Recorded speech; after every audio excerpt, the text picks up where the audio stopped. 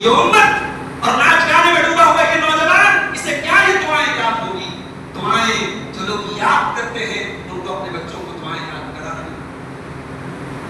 میں ایک مرتبہ شولاپور ایک جگہ پڑتی ہے مہاراشٹر میں، بالکل مہاراشٹر اور کرناٹک کی بارڈر پر ایک شہر ہے شولاپور، وہاں جماعت کے ایک سیمینار کے گھر میں ٹھہرا ہوا تھا۔ ان کا 5-6 سال کا پوتا آیا، میں بات کرنے لگا تو انہوں نے کہا مولانا صاحب ایک بات آپ کو بتاؤں، میرے اس پوتے کو سورہ ملک کی یاد ہے۔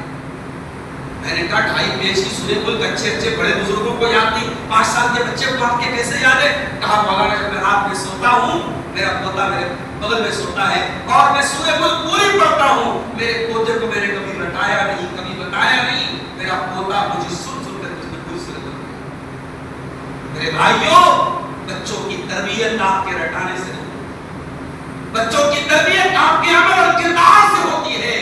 آپ نے دعائیں سیکھی ہوں گی، ماں نے دعائیں پڑھی ہوگی تو بچے آٹومیٹک۔ یہ ہوا کہ شریعت نے جس چیز کی جو ترتیب بنائی ہے، آپ ظہر کے پہلے عصر نہیں پڑھ سکتے، آپ فجر کے پہلے، آپ جو ہے کسی نماز کے پہلے بعد والی نماز کو پہلے نہیں پڑھ سکتے۔ آپ جو ترتیب ہے اسی ترتیب سے آپ، ہاں جہاں جیسے ظہر اور عصر کی نماز کو جمع کرنا ہے تو آپ جمع کر سکتے ہیں، مغرب اور عشاء کو جمع کرنا ہے تو جمع کرنے کا ایک الگ مسئلہ ہے، لیکن شریعت نے جو جس چیز کی جو ترتیب بنائی ہے اس ترتیب کو بھی آپ کو بدلنا نہیں ہے۔ ایک اور حدیث دیکھیے، صحیح بخاری کتاب الدعوات کی روایت، حدیث کے راوی برا ابن عازب کہتے ہیں اللہ کے نبی نے مجھ سے فرمایا، اے برا جب رات میں بستر پہ سونے جاؤ تو داہنی کروٹ لے جاؤ، وضو کر کے جاؤ، داہنی کروٹ لے جاؤ، اور اے برا ابن عازب میں تم کو ایک دعا سکھا رہا ہوں، فَجْعَلْهُنَّ آخِرَ مَا تَقُولُ، اس دعا کو سب سے آخر میں پڑھنا، اس دعا کو پڑھ کے سو جانا۔ کون سی دعا سکھائی اللہ کے نبی نے؟ بڑے پکے ہیں حدیث، ہم لوگ کو دعا یاد نہیں، یاد ہوگی کیسے؟ ناچ اور گانے آج ہمارے موبائلوں پر بھرے ہوئے ہیں، ہمارے انسٹاگرام کے ویڈیو بھرے ہوئے ہیں، اور ہم یہ کہتے ہیں صاحب ہمارے یوٹیوب پر ایڈ آتا ہے، وہ ایڈ بھی وہی آتا ہے جو آپ دیکھتے ہیں۔ آپ کی پسند، آپ کا فون آپ سے زیادہ اسمارٹ ہے، اسے معلوم ہے کہ آپ کو کیا پسند ہے، آپ کے موبائل پر ایڈ وہی آتا ہے جو چیزیں آپ دیکھتے ہیں۔ ناچ گانے میں ڈوبی ہوئی یہ امت اور ناچ گانے میں ڈوبا ہوا یہ نوجوان، اسے کیا یہ دعائیں یاد ہوگی؟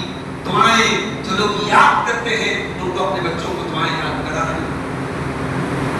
میں ایک مرتبہ شولاپور ایک جگہ پڑتی ہے مہاراشٹر میں، بالکل مہاراشٹر اور کرناٹک کی بارڈر پر ایک شہر ہے شولاپور، وہاں جماعت کے ایک سیمینار کے گھر میں ٹھہرا ہوا تھا۔ ان کا 5-6 سال کا پوتا آیا، میں بات کرنے لگا تو انہوں نے کہا مولانا صاحب ایک بات آپ کو بتاؤں، میرے اس پوتے کو سورہ ملک کی یاد ہے۔ میں نے کہا 2.5 پیج کی سورہ ملک اچھے بڑے بزرگوں کو یاد نہیں، 5 سال کے بچے کو آپ کے کیسے یاد ہے؟ کہا مولانا جب میں رات میں سوتا ہوں میرا پوتا میرے بغل میں سوتا ہے اور میں سورہ ملک پوری پڑھتا ہوں، میرے پوتے کو میں نے کبھی رٹایا نہیں، کبھی بتایا نہیں، میرا پوتا مجھے سن کر بالکل سورہ ملک۔ میرے بھائیوں، بچوں کی تربیت آپ کے رٹانے سے نہیں، بچوں کی تربیت آپ کے عمل اور کردار سے ہوتی ہے۔ آپ نے دعائیں سیکھی ہوں گی، ماں نے دعائیں پڑھی ہوگی تو بچے آٹومیٹک دعائیں سیکھیں۔ نہ ماں دعا پڑھ رہی ہے نہ باپ دعا پڑھ رہا ہے، آپ یہ سوچتے ہیں کہ مدرسے میں استاد سکھا دے اور بچہ ہمارا علامہ بن کے چلا ہے، نہیں، آپ کے گھر کا ماحول کیسا ہے، آپ کے گھر کی تربیت کیسی ہے۔ 5-6 گھنٹہ مدرسے میں رہ کر کے بچہ وہ اللہ کا ولی نہیں بن جائے گا۔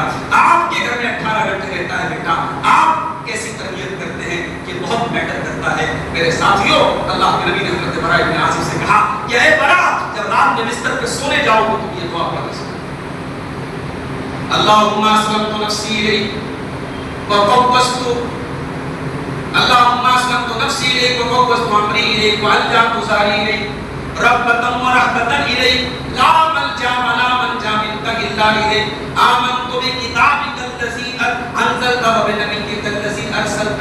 یہ دعا تھوڑی محنت کرنی پڑے گی آپ کو، 10-15 منٹ آدھا گھنٹہ 1 گھنٹہ دینا پڑے گا دعا یاد۔ کیا ہے اس دعا کے اندر؟ یہ دعا ہم سونے کے پہلے پڑھ رہے ہیں اور اس دعا کے اندر اللہ کے بارگاہ میں اقرار کر رہے ہیں، اللہم اسلمت نفسی الیک، اے اللہ اپنے آپ کو تیرے حوالے کر رہا ہوں۔ کیونکہ جب آدمی سوتا ہے النوم اخو الموت کہا جاتا ہے کہ نیند جو ہوتی ہے وہ موت کا بھائی ہوتا ہے.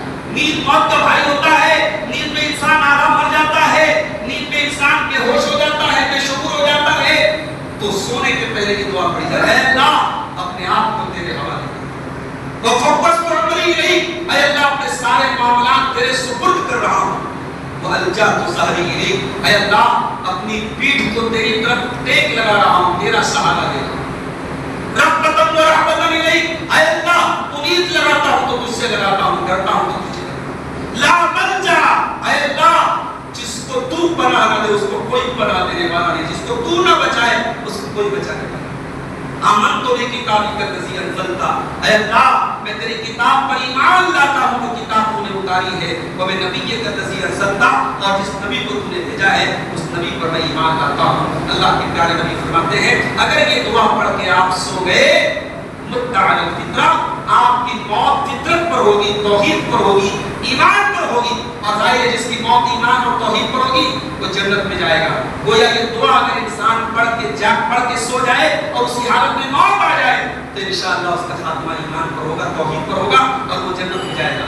حضرت براء بن عازب کہتے ہیں وجعلت استذکرہن, جب نبی نے یہ دعا سکھائی تو میں اس دعا کو ریپیٹ کرنے لگا, دہرانے لگا, جلدی جلدی یاد کرنے لگا, کیونکہ وہ زمانہ ریکارڈنگ کا نہیں تھا کہ ریکارڈ کر کے بعد میں سن لیا جائے.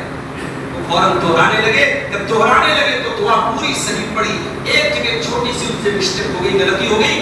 اللہ کے نبی نے جو دعا سکھائی تھی اس میں نبی کا لفظ تھا, انہوں نے نبی کی جگہ رسول کا لفظ استعمال کر دیا. انہوں نے کہا وَبِرَسُولِكَ الَّذِي أَرْسَلْتَ, جب اللہ کے نبی کے سکھائے ہوئے الفاظ میں تھوڑا سا ڈفرنس ہو گیا, نبی کی جگہ رسول کا لفظ ان کے منہ سے نکل گیا.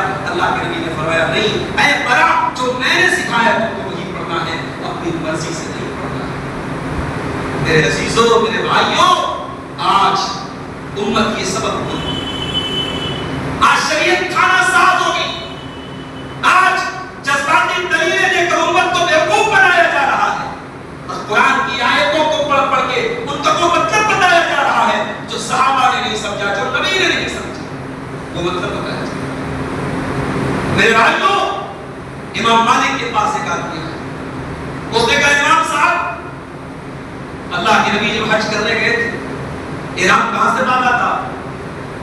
کہا کہ آپ نے ذوالحلیفہ سے احرام باندھا تھا, مدینہ سے 18-20 کلومیٹر کے فاصلے پر ایک جگہ ہے ذوالحلیفہ. موجودہ دور میں وہاں اس جگہ